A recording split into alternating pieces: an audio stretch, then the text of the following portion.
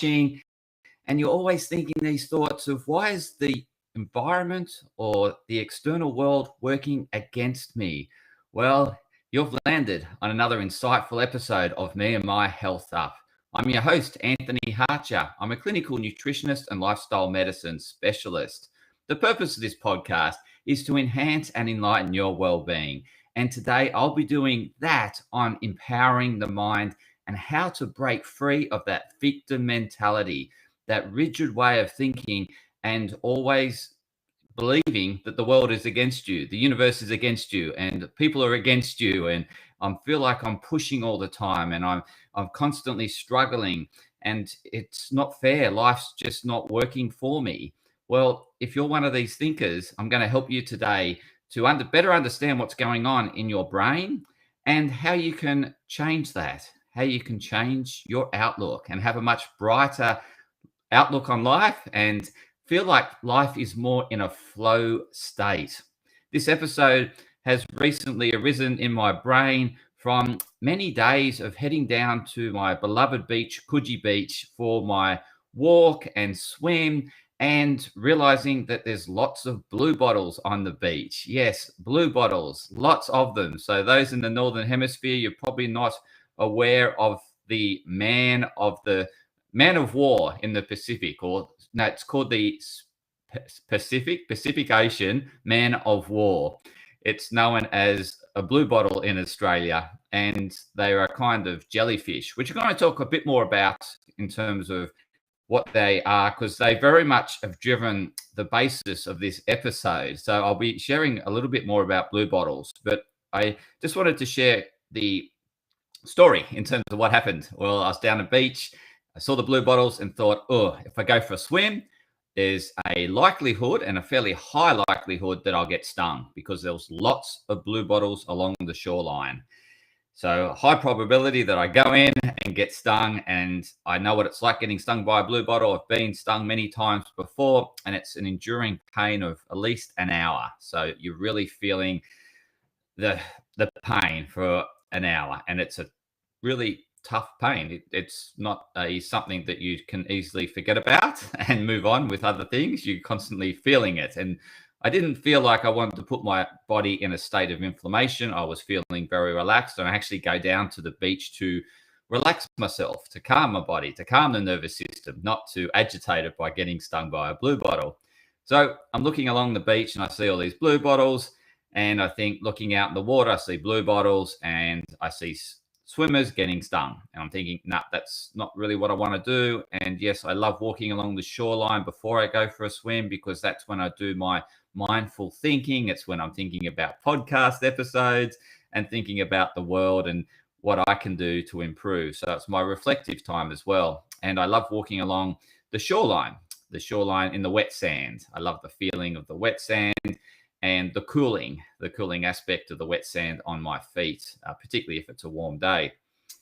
And walking along the shoreline, when there's blue bottles washing up on shore, there's a probability that you'll get stung on your feet. So it can really change my routine. And where I'm going to with this is, when we're in a rigid state of thinking and we're wanting a particular outcome, and it's got to fit this perfect ideal outcome, that often leads us to disappointment. Sometimes it works out and all the stars align, but there's a small probability that everything will align perfectly. On this day, there was a particular wind direction and a strong wind blowing in the blue bottles. The high tide, the change of tides, brings in more blue bottles, and it was the perfect storm for blue bottles washing ashore. Poor blue bottles. And I'm going to talk a bit more about the blue bottles later. But in terms of the way in which I thought about my routine was, okay, how can I achieve what I ultimately come down here to achieve? And that's a relaxing time. Well, I don't want to dwell on something that I can't change. So I can't change the fact that the blue bottles have washed up and they're continually washing in. So I'm thinking, how can I fulfill my needs of relaxing myself walking along the beach? Well, I can walk a bit higher along the beach. It's not quite the same, but I'm still walking along the beach. I'm still winning. I'm grounding, I'm earthing, I'm in the sun, and I'm still on the beach and walking, and I can still do my mindful thinking, which I do. So that's ticking most of the boxes. Not perfect, but yes, this is part of the problem around victim mentality, is that we expect everything to go with us and the wind to blow with us, and we sense we're a victim when the wind's blowing against us, or the tide's against us, or people aren't doing what we want them to do around us, and so we think everything's working against us. So that's the scenario that can be brewing.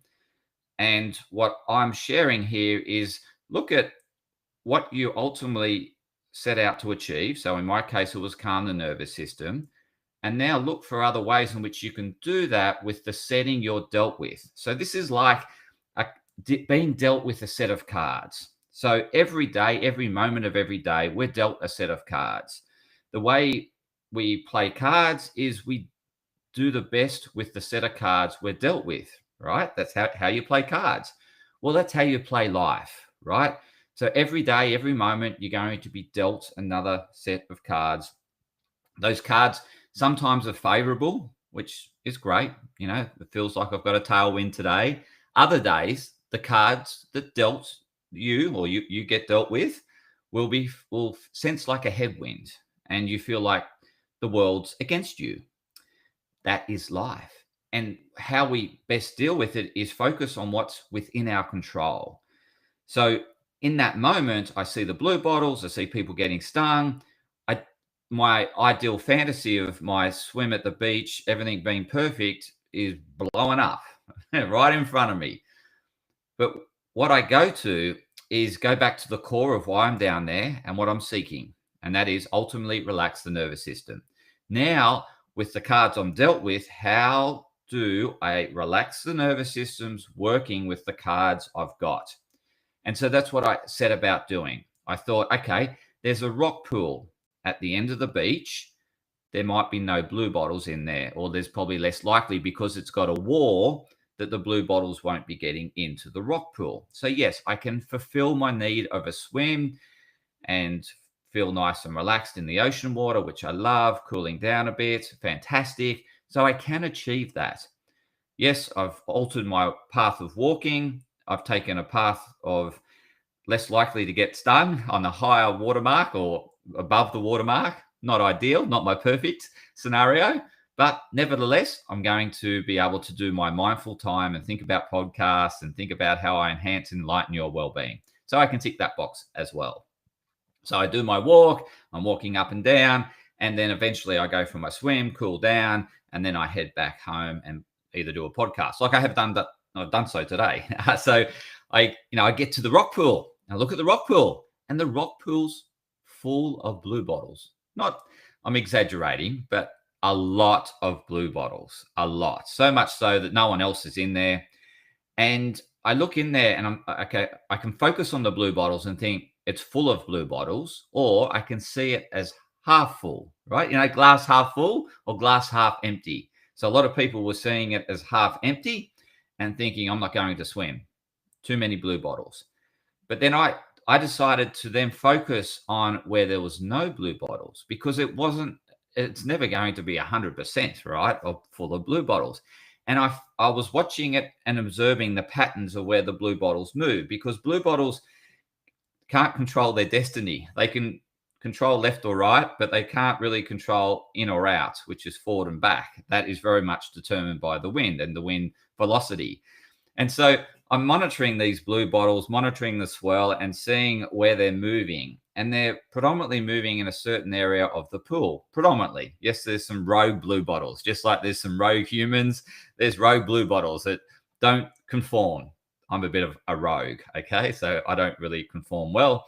I'm an outlier, so to speak. So yes, there is some outliers, but majority are conforming. And I'm thinking, okay, there is a space that tends to be fairly good most of the time, but obviously waves come in and new blue bottles come in, winds swirl, move. So I'm thinking, okay, there's an opportunity here for me to jump into the space,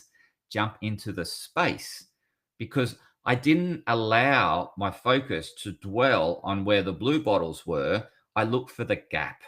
I looked for the gap and focused on the gap and see how I could work with the gap. And that's dealing with the cards I've been dealt with. They're not a great set, but I'm looking for the opportunity. So when you feel in this victim mentality, you want to then look at where there is space and space to grow and space to get what you want in another way, because it's not that it's not available.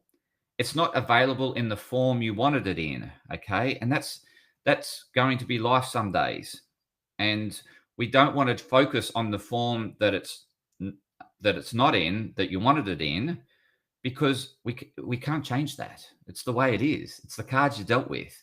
So what we want to do is look at the gap or the space and how to best work with that and create what you wanted in that space. And that's exactly what I did that day. So I got my beach walk in, although it was higher, higher than my normal. I'm normally walking right in the waterline, but I was beyond the waterline. That's fine. I was still able to tick the box in terms of reflecting, my mindful reflective time. And I was able to get my swim in. I went into the gap. I couldn't do the time. I could push it and try to do the time I like doing in the water. I like to achieve 10 minutes in the water, just my little goal that I set myself, just to immerse myself for a period of time and enjoy it and sort of meditate in that space of time. I couldn't do the 10, but that's okay. I played with the cards I was dealt with the best I could. And I ticked most of my boxes. And overall, it was a great experience. And it enabled me to then share this podcast with you about victim mentality. And so ultimately, we can see ourselves as a victim, and at times we see ourselves as a hero. At times we see ourselves as a villain. So we can play all three characters in that drama box. And if we want to focus on the drama in our life, then we'll identify who's the supportive person, who's the hero. In that circumstances, we perceive ourselves as the victim. And then there's the villain. In this case, the villain was the blue bottles, right? Well, people would have seen the blue bottles as the villain if they had the victim mentality. So they would have been the victim, the blue bottles, the villain, and then the hero. Not sure. Maybe the hero was their decision and not to go in, and that plays out drama. Then they could share their story with people. Is, I couldn't go for my swim today. I was ruined by blue bottles. I'm the victim. They're the villain, and I was also playing hero. I got out or someone else might have come in and played hero, in terms of they might have got stung and the surf lifesaver may have given them some help and support, and they were the hero, and we could have shared that dramatic story. And so we can play all three roles anytime in life. We can choose and jump into one or the other. And ultimately we want to be able to see the bigger picture, see the holism, as opposed to just segmented parts. Like, I'm the victim today. The world is against me. The villain is the world, or the way I see the world. And then there's a hero in my life that's constantly there supporting me. But at times you'll see them as the villain, right? When they're not supporting you and they're challenging you.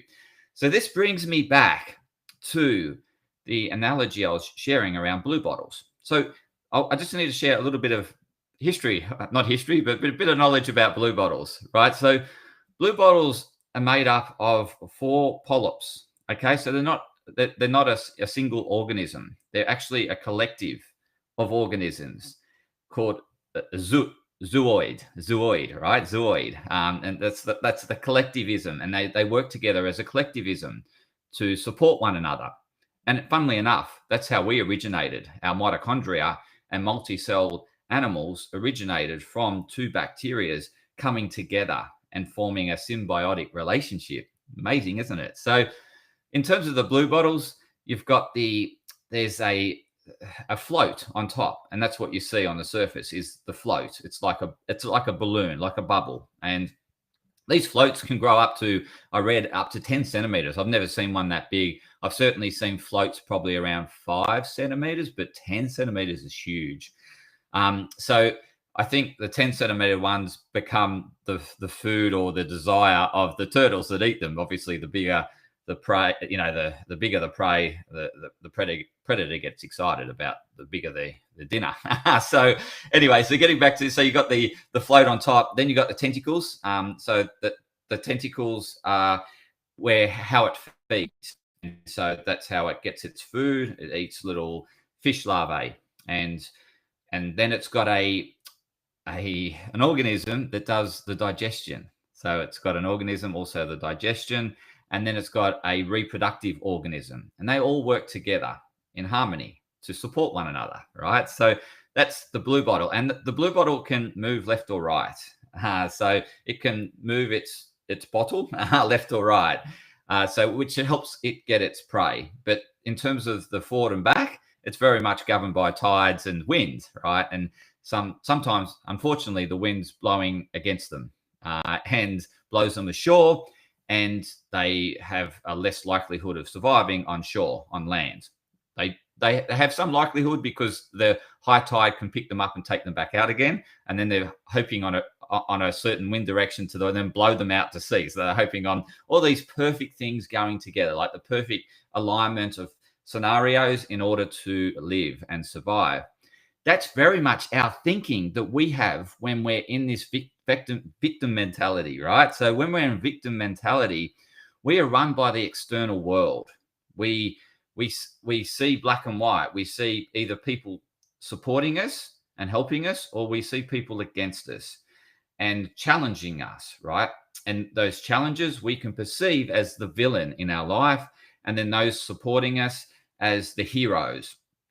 And when we have that black and white mentality, that all or nothing, that survival mode, we're very much dictated by the outside world, just like blue bottles are. They're dictated by the wind direction and the tide determines their life, really. And our victim mentality can also determine our life, because what happens with victim mentality is that if we don't get how we want things, and like that perfectionism around, okay, I've got my day off, the sun's got to be shining brightly, there's got to be no wind on the beach, the sand's got to be a particular temperature, everything is neat, and if it's not like that, then, oh no, my day's ruined. I'm a victim of circumstances, right? And so that's very much the animal thinking. And we go into our animal thinking based on fear. And so that fear mentality is very much fearing the future, or fearing that the past might arise again in the future, or experiencing or reliving the past and reliving the trauma. And so that's like the forward and back, the forward and back. So the forward is our future, the back is our past. And when we're in victim mentality, we'll either be living the trauma of the past, or we'll be projecting the trauma of the past into the future. Or we project our fantasies into the future, and when they're not coming true, we then think that we're the villain of circumstances. But we can alter the way we see things, and this is what the blue bottles have. They're somewhat governed. Their destiny is governed by the environment. Our destiny can be governed by the environment when we're in animal thinking. However, we have this ability to transcend animal thinking and get into our prefrontal cortex, which is our higher level part of the brain. Our lower level part of the brain is the survival part of the brain, which is black and white. I either survive or I don't survive. I need to get the prey. If I get the prey, I've got a higher chance of surviving, and I must get away from the predator, which is I must get away from the enemy. I must get away from those people that I fear most. And so that's black and white. It's either I live or I don't.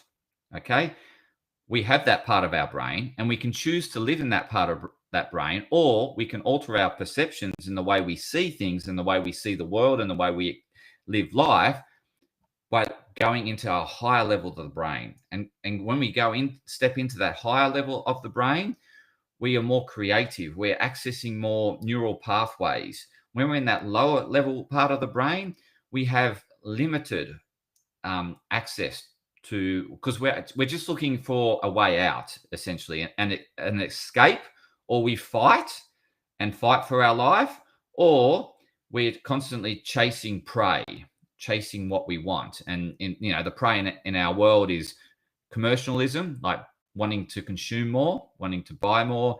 It's sex, it's drugs, it's chasing these things that give us temporary relief, in essence, and make us feel better temporarily. But ultimately, we can have much better control over this when we get into our higher level part of the brain, into the prefrontal cortex.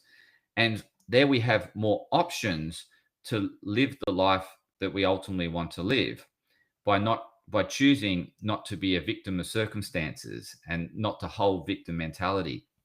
So the way we can free ourselves from victim mentality is alter the way we're seeing things. Just like I looked at what was my goal for being down there and how else, so that's stepping into my prefrontal cortex, how else can I achieve my fundamental aim of being down the beach? And I'm looking for options and I'm exploring and scanning. And so I'm looking into the unknown, right? I know that there's blue bottles. I know that my plan has gone to not to plan. I know that, right? That's known. But now I want to work with the unknown. And when I work with the unknown and step into the unknown, so that's stepping out of your comfort zone. So the comfort zone is survival mentality, because we're in a sense that we know what's going on. And we do what we know when we're in survival. So that's the path we choose, is what we know. And so most people go, well, the blue bottle's in the ocean. What I know is if I don't go into the ocean, I won't get stung, but then I'm a victim. I didn't get to fulfill my aim. However, when we transcend into that higher level of thinking and not focus on the victim side of things and focus on how else can I fulfill my aim. And this is why we need to be flexible with our goals, because ultimately we can achieve the foundation of what we seek out to achieve. It might not be exactly bundled and packaged up as to how we wanted it, but most of it will be there. And we allow ourselves to grow in that process. And a lot of the times we hold these fantasies of the way they should be, and we project this fantasy. And when that doesn't happen, we feel let down. And so we become a victim of circumstances based on the fantasy. And that fantasy is only seeing one side of how it could be. But there was always the other side of how it might not be, right? And so there was always a probability that my perfect scenario of my beach walk wasn't going to be there. However, when we step into the higher level part of our brain, which is stepping into the unknown space and then exploring and being curious as to how else you can achieve your goal or your ultimate aim, and look for it, you'll find alternatives. And I found an alternative that day. It wasn't to the perfectionism or the fantasy I had as to how it should be, but it was ultimately fulfilled me by me altering the way I looked at things. If I had been rigid and black and white and kept that survival mentality, I would have been the victim of circumstances. I chose not to be, and to step into the unknown and to explore it, find more neural pathways, be open to possibilities. And I found another way of which I could achieve my ultimate aim. So whenever you're pursuing something and it doesn't match up perfectly to what you're looking for, look at the foundation of what you're trying to seek in terms of fulfill, and then open your mind to other ways of seeing that or finding that or discovering that. And that requires curiosity and being open. So the victim mentality is very much a closed mentality. It's black and white thinking. To step out of it, a good way to step out of that initial frustration and calm the emotion behind the frustration that it's not turning out how you wanted it to be is to take a deep breath, to allow the nervous system to calm enough so that then you can then access more parts of the brain. When we allow ourselves to be taken over by our emotions, then we're going to want to force an outcome, and the only outcome that will force is what we know. And so what the person would think in victim mentality, I step in the ocean, I will get stung. Okay, that's black and white thinking. I don't go for a swim, I won't get stung. I choose not to go for a swim and not get stung, but I've got drama and emotion and anger associated with not being able to fulfill my needs. However, it's because you were fixated on how it should be, and that was very much dependent on all the stars aligning. Your fantasy wasn't there, and you saw the other side of what it could be, which is your worst nightmare, and you ran away from the worst nightmare. So what we want to do is look more objectively at life and see, like, every day is going to be, there's going to be challenges and supporters. There's a perfect balance. And when we understand that, then we actually can see and be aware of the when we're challenged, there is an equal and opposite amount of support.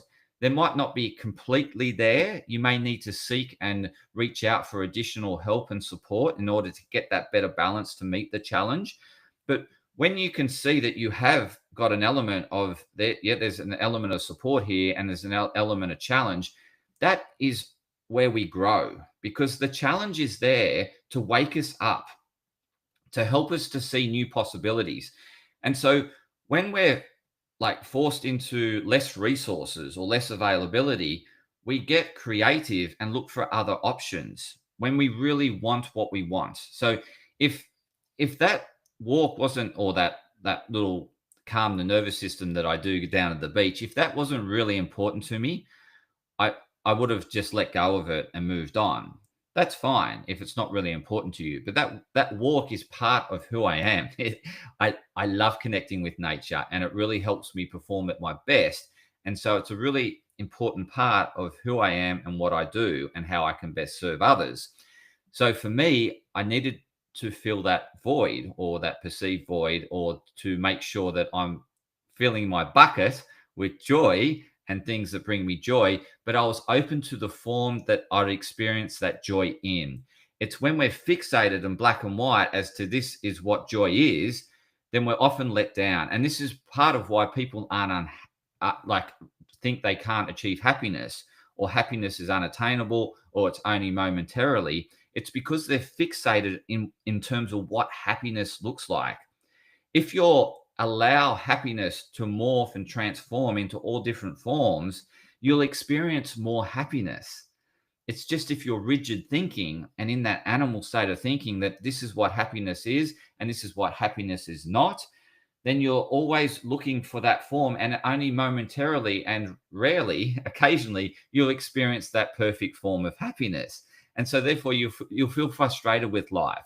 Whereas if we allow happiness to take many forms, and then to just embrace those forms that it's appearing in and recognizing it in, and be grateful for that form that it's in, then we feel more joy, we feel joyful, and we experience more happiness. However, like, so in sport, for example, sometimes athletes can get fixated that I'll only be happy if I win gold medal. And okay, certain things need to go their way in order to win that gold medal. They may break a personal best and still not get a gold medal. And then they will feel that I'm so unhappy that, it's terrible, and I'm a victim, and this was working against me. And then they look to blame external circumstances, and they're not looking within for answers. And so the only thing the athlete can really control is that they do their best, and they actually break PBs. And so the the happiness should be in the form of extending oneself and growing oneself. Sometimes that growth of oneself will be enough to win, but if we're fixated on that, I've got to get this outcome, and that outcome is the only way I can be happy, it may never happen. But in the process, you may be incrementally growing as a person and incrementally getting better, but you're not recognizing it, and you feel unfulfilled all the time. And this can really uh, you know, break an athlete. In essence, they feel they just give up because they sense that they're never getting anywhere. But in actual fact, they are getting somewhere. And they may give up just before they're about to break through and become number one. So what we want to do is look and recognize the incremental progress we're making on our way to the bigger goal. And when we're looking and recognizing on the incremental progress, we feel more fulfilled along the way. And we're more open to that end being when it's going to be, and being in the form it's going to be in. And this requires that transcendent thinking, that thinking, higher level thinking that we humans have, that the animal kingdom, the rest of the animal kingdom doesn't. They're very much dictated, or their destiny is dictated by the environment. The environment influences our destiny as well. However, we can choose how we want to live this life. We can choose to be an animal, and a lower order animal in survival mode all the time, or we can choose to live a fulfilled life. And that fulfilled life is being open to how things, open to how, yeah, so being very open-minded and not fixated in the way things should be, and living in fantasy world, being open enough to allow things to come into your life, and you get more creative in terms of how you're going to find fulfillment with what you've dealt with from the outside. And you're constantly not the victim in that situation. You're always growing as the best person, because you're becoming more resourceful, more creative, and you're feeling more fulfilled in that process, as opposed to thinking that things aren't working your way and the way the world should be and ought to be. And that is purely a fantasy that you're projecting on the world. And unless all the stars align, you will always feel unfulfilled with that projection of that fantasy. So what we want to do is bring the two together and realize that our fantasy is going to create our nightmare. And when we don't get our fantasy, it becomes the nightmare. And so if we understand that life has got different ways of presenting itself, that our goal in life is just to deal the best with what we've got being dealt to us, right? And play those set of cards. So I hope that's really helpful in terms of changing your outlook and thinking that you're in victim mentality and those cards you've dealt with are just crap and therefore life's against me. It's not. That is life. It's being open and adaptable to what you dealt with, and finding the best path to achieve what you're ultimately heading towards achieving. And as I said, that can change slightly and alter over time. But what you want to be recognizing is the progress you're making, as you're growing with each of these challenges or each of these different set of cards that you dealt with. And every time you dealt with a set of cards, you become better at dealing with a not so great set of cards. And if ever those cards are too great for you to deal with, then it's reaching out for support to build the support up to meet the challenge, so that you can grow into the new space. Sometimes we feel that that challenge is so great and we don't have the ability or the support around us to achieve it, and we focus on that gap. What we want to do is, how can I narrow that gap? I either change my expectations on where I want to be, or I keep that and then I bring the support up to meet where I want to be. And that can be reaching out for various people for help and whatnot. And so that will help narrow the gap, and that will lower the distress. So when we focus on the gap, what's missing, then that creates distress. If we focus on our progress in filling the gap, then we step into what we call eustress, and in the sense we feel a fulfillment in terms of stepping forward and stepping closer to ultimately what we want to achieve. So I hope that was really useful. There was a lot of information I covered in this episode. And in terms of what to take away, I think it's really important is it's the way you see things, and you have a choice to see things differently. You have a choice to look for different ways in which you can get your fulfillment. And that's a choice. And it's to let go of that fixated that, happiness can only be bundled up in this way. What you want to be open to is happiness being in all sorts of forms and being able to recognize that. And that's what I did when I went down to the beach, was I was able to fulfill my needs, but in a different way. And that's how we want to go about life, is dealing, or playing those cards the best you can with what you're dealt with. And that's every day. And some days you're going to feel that you've got a great deck of cards, or great set of cards, and you're thinking, oh well, I'm feeling great, I've got a tailwind today. And other days you're going to feel like it's a headwind. But it's on the headwind days you grow. Okay, on the tailwind days it's an easy, straightforward day, but the growth comes when you're met with headwinds. Okay, so I just wanted to share that insight. And the other analogy I have, and I'll leave you with this analogy, is that planes take off and land against the wind. So why do we resist it when planes soar as a result of flying into the wind or taking off into the wind?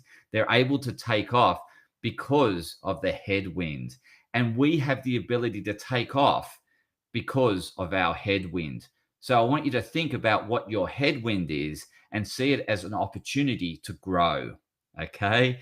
And eventually it will feel like a tailwind. That once headwind will feel like a tailwind, because you've grown. You've grown beyond that problem, and you have capability of now dealing with that problem. And so that problem now feels like a tailwind, whereas in the previously it felt like a headwind. And that's life. We grow and we encounter new problems, and we get better, get better, get better, and we encounter more and more problems, and we find ways to resolve them. And so that's progress. And that's what you want to recognize, is that once was a problem is now no longer a problem.